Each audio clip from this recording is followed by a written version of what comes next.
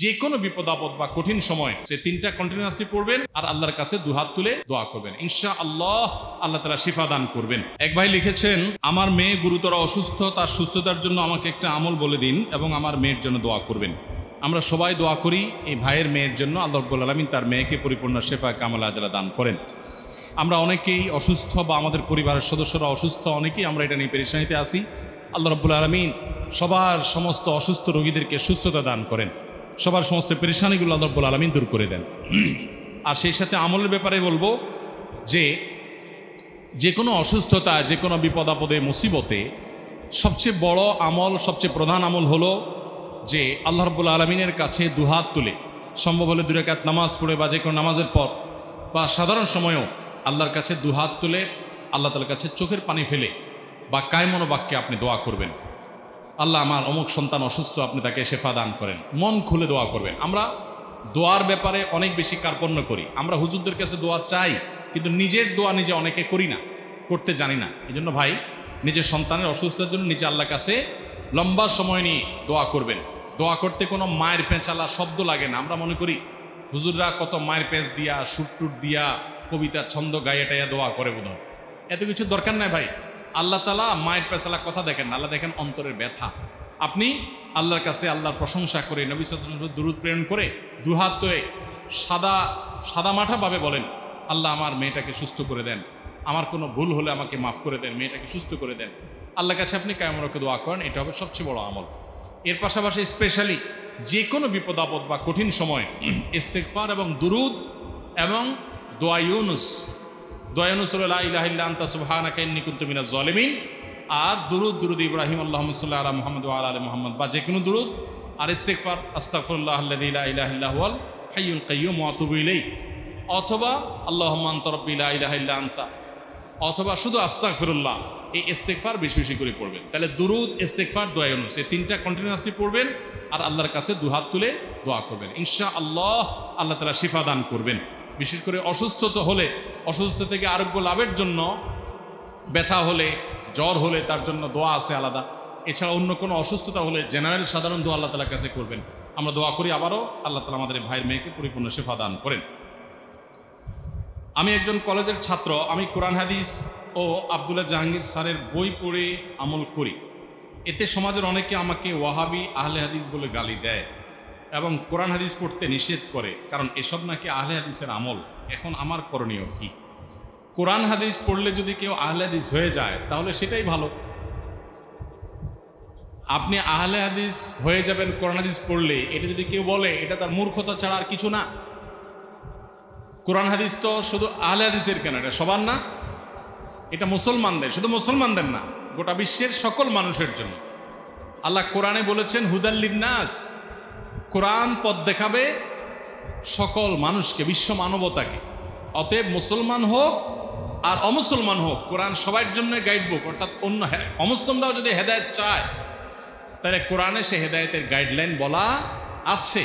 So এই কোরআন হাদিস এটা আহলে হাদিসদের, আমাদের না বা অন্যদের না, বা অন্যরা এটা ডাইরেক্ট পড়বে না, এটা ভুল কথা। যারা বলছেন তারা হয়তো মনে করেন যে ডাইরেক্ট কোরআন হাদিস পড়লে আপনি ভুলভাল বলবেন টলবেন, এরকম কিছু।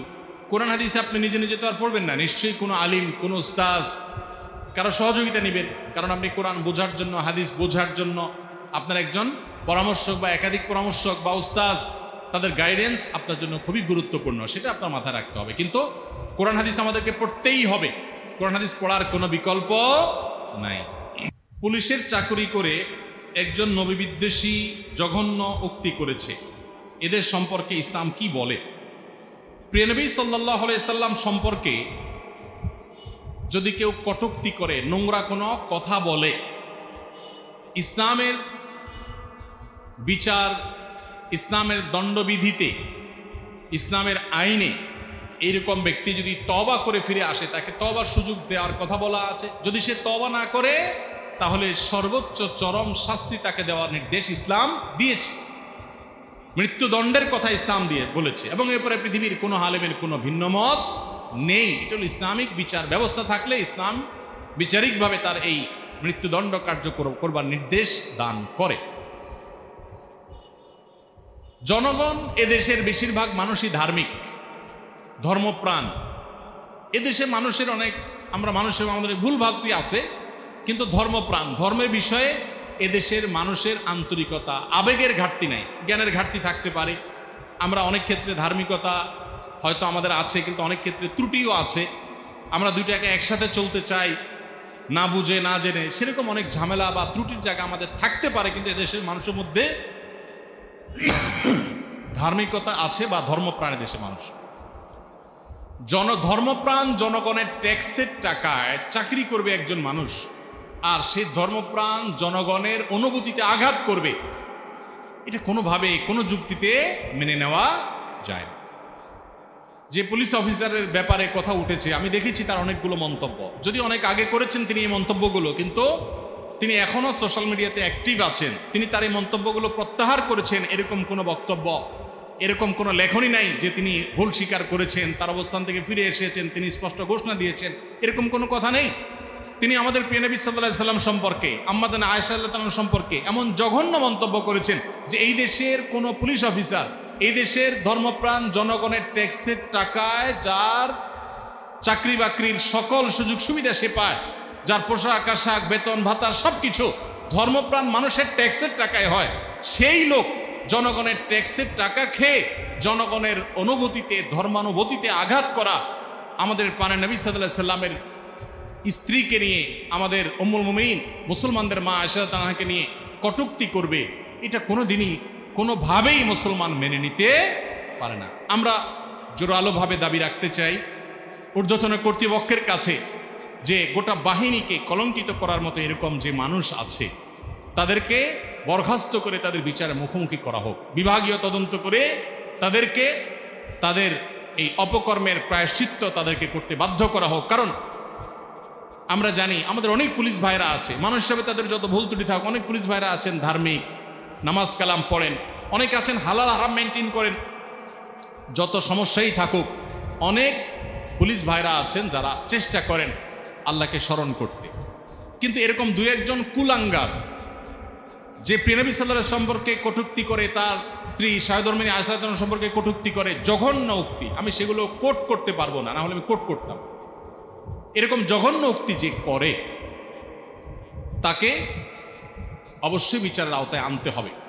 এটা এদেশের মানুষের প্রাণের দাবি। কি বলেন?